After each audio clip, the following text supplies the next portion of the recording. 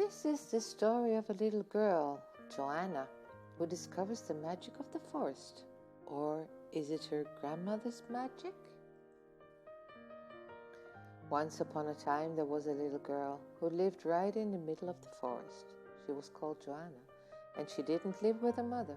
She didn't live with her father. She lived with her grandmother.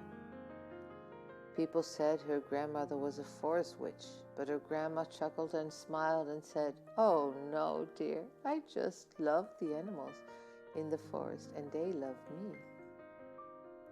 One day, Joanna was walking home from school, humming quietly to herself on a little path that the deer used.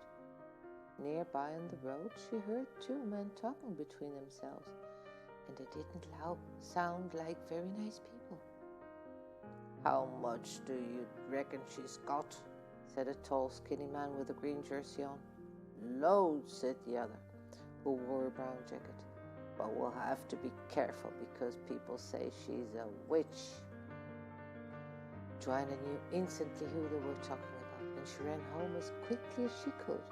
"Grandma," she panted, "help, quick, it's awful, it's scary, there are two men, danger, help, quick, we must do something, we've got to run, we have to call the police." But once she calmed down and said things clearly, Grandma chuckled and smiled and said, "Don't worry, dear, I've dealt with far more dangerous people than these two in my time. Let's have a little bit of fun with them." And Grandma led Joanna out of the back door to a thick bush with a hole in the middle, where Joanna often used to play houses and tea parties. She made a sign to Joanna to be quiet, and they waited. Joanna didn't hear anything special, but then Grandma said, "Ah, here they come." That blackbird stopped singing very suddenly. And a little while later she said, "Now they're coming round the side of the garden. Did you hear that jay screech at them?" And then a stick cracked and they could see the two men creeping towards the house. Grandma gave a strange little whistle which sounded like a bird call and could be heard a long way away. Then she sat quietly and waited. Joanna felt really itchy and impatient and a bit scared, but Grandma didn't seem worried at all. The man walked very quietly up the path to the back door. Grandma tapped Joanna on the arm and pointed to the sky, but Joanna couldn't see anything unusual.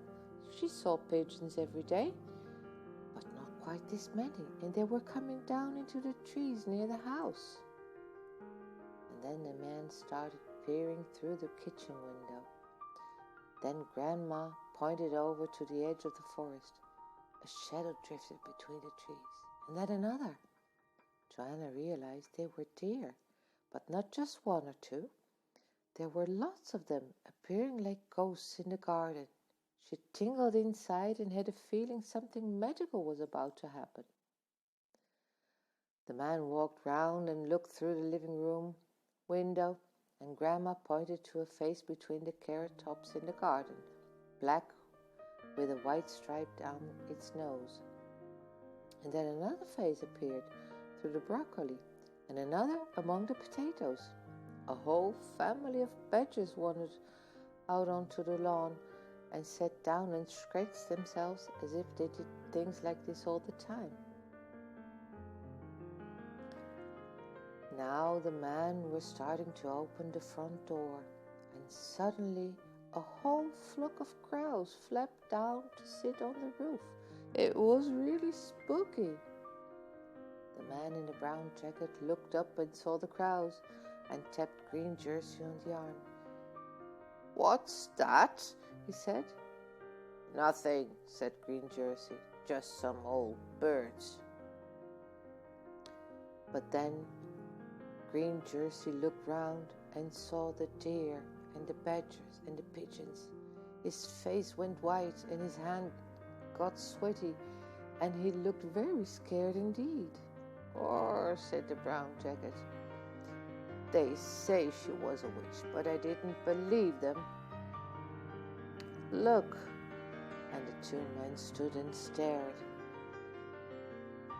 Very slowly, sort of sneaking and sidling, they edged down the path towards the road.